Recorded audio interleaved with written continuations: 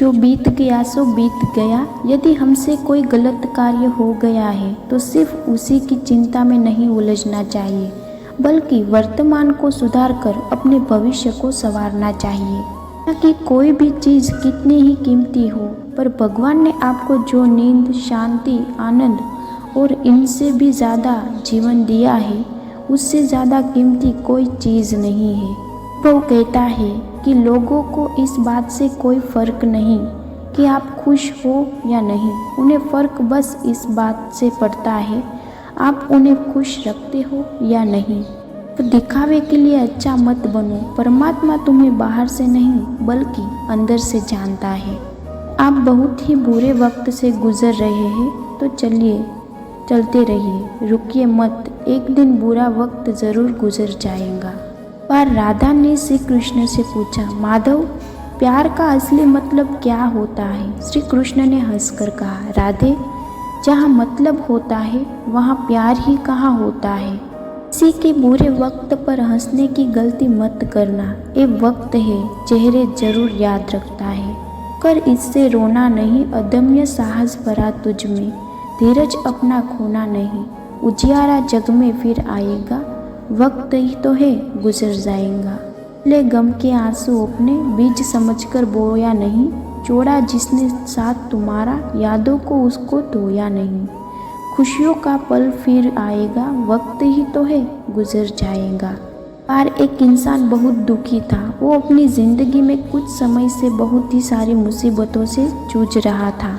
हमेशा सोचता था कि मैं अपनी ज़िंदगी के लिए अपने बीवी बच्चों के लिए कुछ नहीं कर पा रहा हूँ। इसके साथ साथ मैंने खुद के लिए भी ज़िंदगी में कुछ नहीं किया है। मैं ऐसी ज़िंदगी क्यों जी रहा हूँ?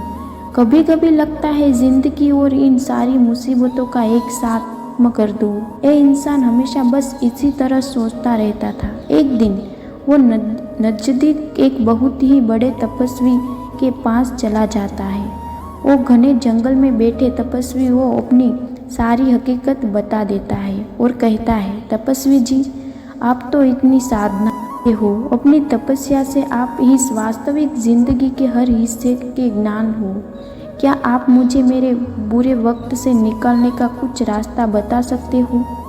मैं 2 वक्त की रोटी कमाने के लिए और एक छोटा सा संसार चलाने के लिए भी नाकामयाब हूँ। मैंने ज़्यादा लिखाई भी नहीं की। मैं एक साधारण सा इंसान हूँ। मुझे कुछ भी करके इस बुरे वक्त से बाहर निकलना है। तपस्वी जी, मुझे ऐसा आसान सा मार्ग बताओ जिसकी वजह से मैं फिर से सुकून और खुशी की ज़िंदगी जी लगूँ। क्योंकि आप बहुत ही गहरी ज्ञान बातें बताओ तो मैं उसे आत्मसात नहीं कर पाऊँगा। तपस्वी ने कहा कि ठीक है, मैं तुम्हें एक काम बताता हूँ।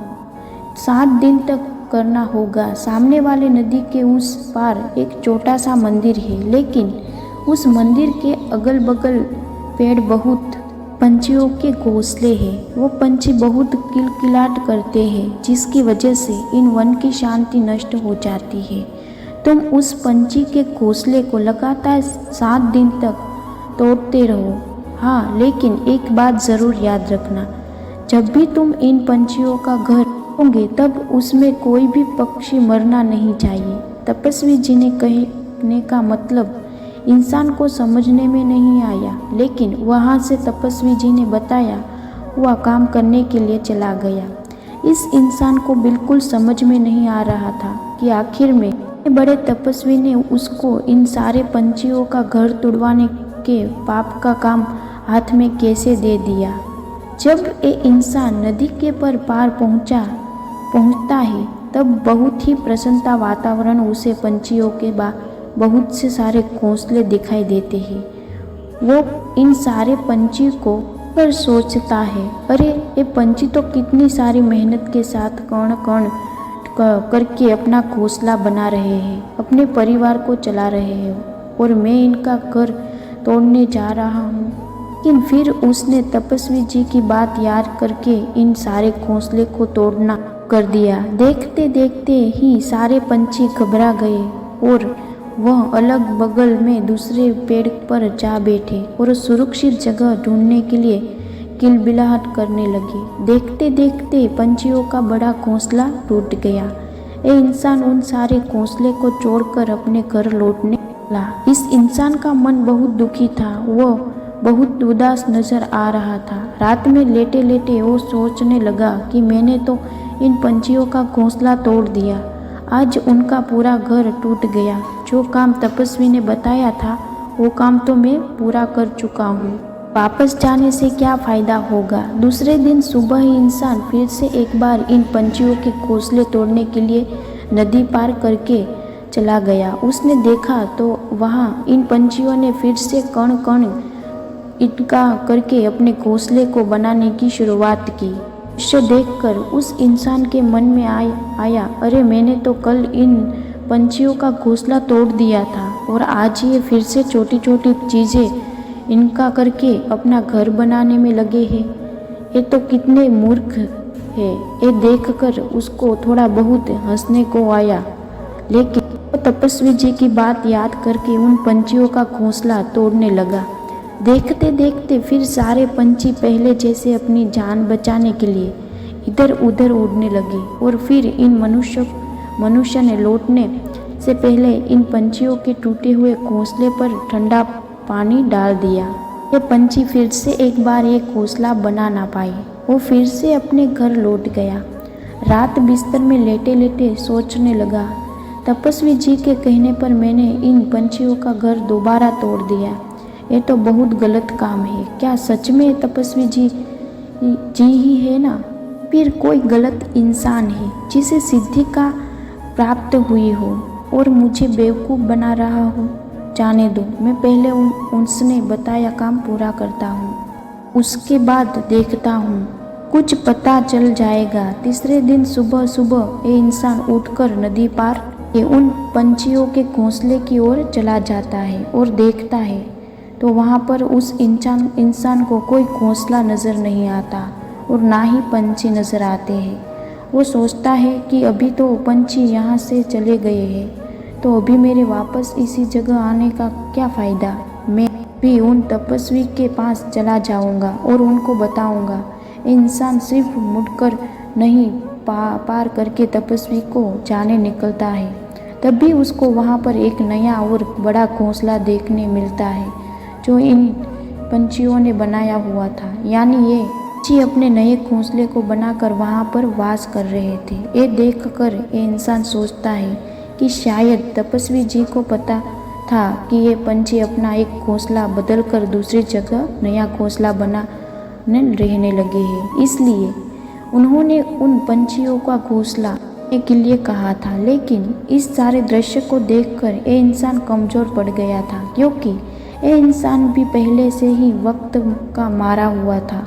उनको लग रहा था कि शायद हमने इन पंछियों को मदद करना चाहिए, इसके अलावा हम तो इन पंछियों घर तोड़ रहे हैं। वो इंसान तपस्वी जी ने बताया हुए काम को बस निभा रहा था। वो फिर से एक बार इन पंछियों का नया घोंसला भी तोड़ देता है और तो और वापस लौटने के लिए निकलता है। जब वो अपने घर वापस लौटने के लिए निकलता है, वो इस बार से ज़्यादा दुखी था। वो सोने से पहले फिर सोचने लगता है कि मैं कितना बुरा हूँ, शायद मैं शैतान बन गया हूँ। मैं इन पंछियों को उनका नया घर तब नहीं रहने देता। वो चौथे दिन फिर से नदी पार करके इन पंछियों के नए घोंसले की ओर चला गया और देखा तो क्या पंछियों ने दूसरी जगह अपना घोंसला बना लिया था और पहले से ज़्यादा ऊर्जा के साथ काम कर रहे थे। ये देखकर इंसान को लगा कि ये पंछी मेरे से कितने छोटे हैं, तब भी हार नहीं मान रहे।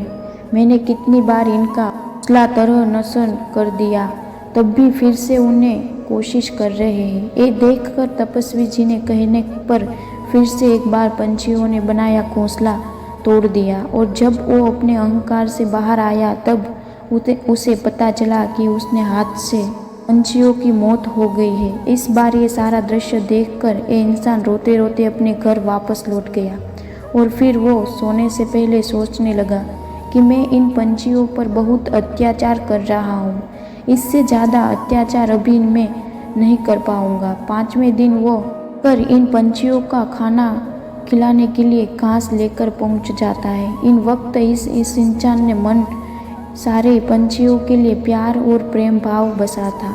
वो फिर से एक बार नदी पार करके उन पंछियों के घोंसले की ओर चला गया। फिर भी उसने देखा ये फिर से एक बार ज़्यादा ऊर्जा के साथ नया घोंसला बनाने में लगे थे। उसने इन पंछियों को खाना खिलाया और अगले 3 दिन तक बिल्कुल ऐसा ही कर रहा। 7वें दिन के बाद इंसान की उन्हीं तपस्वी जी के पास जंगल में चला जाता है और तपस्वी, जैसे आपने बताया था वैसे ही मैंने काम पूरा करने की कोशिश की। मैंने उन पंछियों के घोंसले को एक नदी बल्कि 4 बार तरह नशा कर दिया, लेकिन मेरे हाथ से गलती हो गई। चौथे दिन उन घोंसलों से तनस के वक्त हाथ से कुछ पंछी मर गए। मैंने आपका काम पूरा नहीं किया और मुझे पता चला है कि आप मुझे वो तपस्वी नहीं बताओगे जो मुझे मेरे बुरे वक्त से बाहर निकाल सकता है। लेकिन मुझे नहीं लगता तपस्वी जी मैंने कुछ गलत किया। तो चलो मैं मेरे घर वापस चला जाता हूँ। वापस जाने की आज्ञा दो। ये बात सुनकर तपस्वी जी मुस्कुराते हुए और कहते हैं, अरे इंसान, तुझे घर जाने की इतनी क्या जल्दी? थोड़ा जलपान करो, उसके बाद तुम लौट जाओ। तपस्वी जी इस युवक इंसान के हाथ में पानी का लोटा दे देते हैं। इंसान जलपा लेता है। उसके बाद तपस्वी जी इस इंसान से पूछते हैं कि अरे बेटा, तुम उन पंछियों का घोंसला क्यों तबाह नहीं कर पाए? तब इंसान ने सारी हकीकत बताते हुए जवाब दिया कि तपस्वी जी, मैंने एक नहीं बल्कि 4 उन पंछियों का घोंसला तोड़ दिया, लेकिन वह नई जगह पर घोंसला बनाते रहे। तपस्वी जी कहते हैं, अरे इंसान, तुम उन पंछियों के कितने विशाल, ज़रूर उन पंछियों ने ज़्यादा शक्ति तुम्हारे पास, लेकिन तो तब भी तुम उनका घर आखिर तक तोड़ नहीं पाए। मैंने तुमको उन पंछियों का घर तोड़ने के लिए नहीं भेजा था, बल्कि तुम्हें सीखने के लिए भेजा था।